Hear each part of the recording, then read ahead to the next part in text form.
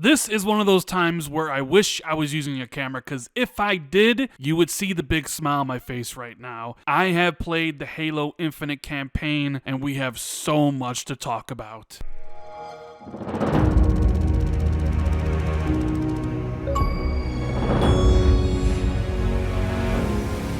What is going on, everybody? It is Randall Thor 19, the man with the million, back again with another video. I hope everybody is having a great day. If you guys can do me a huge favor, make sure you hit that like and subscribe button, and please share this out on social media. I'm releasing this really early in the morning, and I know YouTube isn't going to push it, so please do me that favor, and thank you guys for all the continued support. So I'm sitting down to record this video so damn excited because I get to talk about the first 4 levels of Halo Infinite. Xbox invited me to preview the campaign, so I can only talk about certain things, the first 4 levels and the first open world area, but I know a lot of Halo fans don't want to see any spoilers, whether me talking about the story or visually. So for those of you guys who don't want to be spoiled, who just want to know if they can look forward to an amazing campaign on December 8th, I'm going to say right now that I have never had so much fun playing through a Halo campaign in the first 4 hours than I have right here with Halo Infinite. I think for sure Halo Infinite single player campaign right now is so much better, leagues beyond what Halo 5 was, and certainly better than Halo 4. But of course, I haven't finished the entire game yet, so my opinion may change by the end. But when I first got access and I sat down to play this, all I wanted to do was keep playing. I didn't even look at my phone once to see how long I've been playing or to check my notifications from Twitter or YouTube.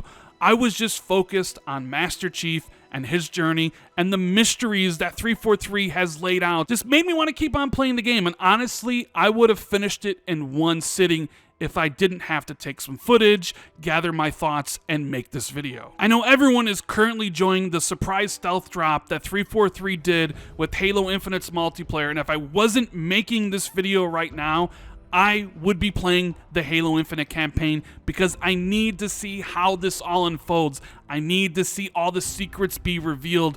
I need to know what is going on. So for those of you who want the short and sweet version, I am having an absolute blast playing through the campaign, going through the open world and finding all the different secrets. I'm having a ton of fun using all the different equipment the game gives you, especially the grapple shot and all the different combat scenarios that you can make using it. And the story right now is very interesting because of all the secrets, and all I really want to do right now is stop making this video and go off and finish the campaign. So let's go into greater detail, shall we? I assume most people know that the story is set up for Halo Infinite as that some time has passed from the end of Halo 5. After an opening cutscene, the game literally begins like the trailer from 2019. The pilot wakes up on the Pelican, sees Master Chief floating in space, brings him on board, and basically relays the information to him that the UNSC lost, which to the player, you don't know anything about. So my first thoughts are, wait a minute, how did the UNSC lose? Why was Master Chief floating out in space?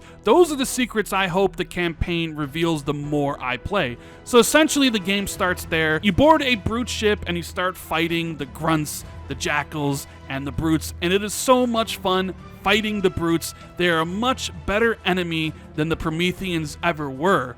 But you get that grapple hook right away from the beginning, and it really changes how you engage in different firefights, and it definitely changes how and where you fight, because you can basically get anywhere within a level. You want a little bit more verticality, you just use the grapple shot to get up above. You want to close the distance really quickly and do a melee attack, the grapple hook is good for that. It changes Halo's combat for the better, and I constantly was using it over and over and over again to do different things with the combat. It is so much fun to use in the campaign, and unlike in the multiplayer, it's on like a 2 to 3 second cooldown. You can always use it. The first level is also where you're introduced to the new leader of the Banished, Eskrim, and I probably said that name wrong. You encounter him a few times as you're going through the ship, and I gotta say, he's a pretty damn good antagonist. And through the dialogue, you come to understand that Eskrim actually does have a lot of respect for Master Chief. He knows that he's a legend to the Covenant, he knows that humanity loves him, and Eskrim takes on the challenge to personally hunt down and destroy Master Chief. So while the first level was mostly focused on tight ship corridors, the second level opens up a little bit more as you land within a Forerunner installation looking for the signal. And it's such a nice contrast too. We were just fighting in these cramped ship corridors, and now we're ended up into a more wide open Forerunner installation with different art that really is striking. And the first two levels of the game are extremely strong. And this is where you're finally introduced to your new AI companion, the Weapon, who does seem to maybe have some ties with Cortana. She was supposed to delete herself after Cortana was deleted, but she's still around. So does that mean Cortana's still around? And that is one of the big central pillars of Halo Infinite. What the heck happened to Cortana? You can definitely tell that Master Chief has some inkling of what's happening, but you as the player don't. So that's one of the central mysteries. What happened to Cortana? Why are the Banished on the ring, and what are they looking for? And what happened to the Infinity and everybody on the ship? Now, some of that, of course, is explained through audio log, which you'll find throughout every single level. There's usually two. Some audio logs that will detail what the Banished are doing, what the Infinity were up to. Some Spartans actually have some audio logs. You also see those in the open world as well. But it's that central core mystery of what happened to Cortana and what are the Banished searching for that really drives the narrative of Halo Infinite. So throughout the campaign, you're going to have two companions with you, the pilot and the AI. And I think they complement each other very well. So the AI is voiced by Jen Taylor, who does Cortana, and you can definitely hear Cortana in the voice, but a younger, more naive version, a version that doesn't really know what is going on and all the missions that Master Chief has had over the course of time. And I found that to be refreshing, honestly. And then you contrast that to the pilot, who is anxious. He doesn't want any part of this war. He just wants to get Master Chief on the Pelican and just fly away. But then, of course, Master Chief can't fly away. The UNSC is in trouble. The world might be in trouble. He needs to rescue as many people as possible to do his duty. So each one of the three's personalities, I think, play well off of each other. Now, towards the end of the second level is where they introduce these mini boss fights with the characters that are named, that have their shield and red health bar visible. And this is where I'm going to mention that originally I had started playing through the game on normal and found it way too easy. I never died. I even got to this boss here and beat him pretty easily. So I actually restarted the game and played it again on heroic and found the difficulty really did jump up. By yourself, taking on one of these named enemies can be a challenge. So I actually died to this first named enemy 5 or 6 times. They actually offer a really good combat challenge. And after fighting this one in Chapter 2 and doing one of those targeted missions in the open world, I'm actually really glad that 343 added these type of fights in the game. They really work well. So the first two levels are your typical Halo linear level with some cutscenes interspersed here and there. It's the beginning of Chapter 3 and 4, which really opens up the open world. So Chapter 3, you come to a Banished base, and it's really cool because you can actually complete that fight in many different ways. My first time through, I grabbed the turret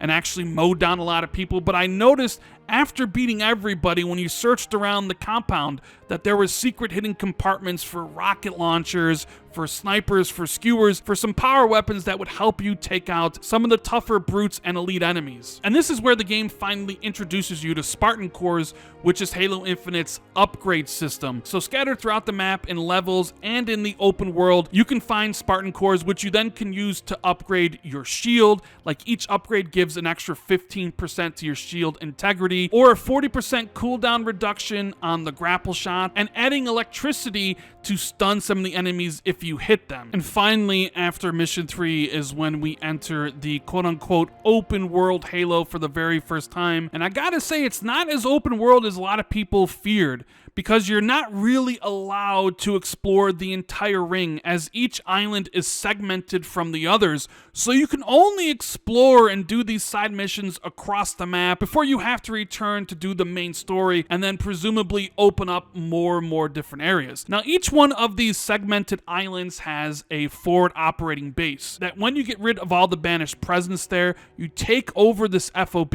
And this is going to be your fast travel waypoint. It's where you're going to be able to call in different vehicles like the mongooses, the tanks, and the warthogs, and where you can actually come back to and get different types of weapons like the battle rifle, the assault rifle, and some of the special weapons you get from doing the targeted missions. For instance, one of these high-value target missions that I came across on the map had to do with an elite that was wanted by the UNSC because he killed so many people. When I actually got down to clearing out his base and was fighting him one-on-one, he was cloaked and using his energy sword to try to get really close to me. So not only was it a damn good fight, but I actually got rewarded with his energy sword, which then I could go to my FOBs and actually grab whenever I wanted. And once you do take over these FOBs, your AI will basically put things on your map for you to go and do. Hey, there might be a Spartan crew that needs your assistance over on this part of the map. Maybe there's a Spartan Corps you want to go out to upgrade your shields. They also have these Molnar armor drops, which you can go and get, which will give you special coatings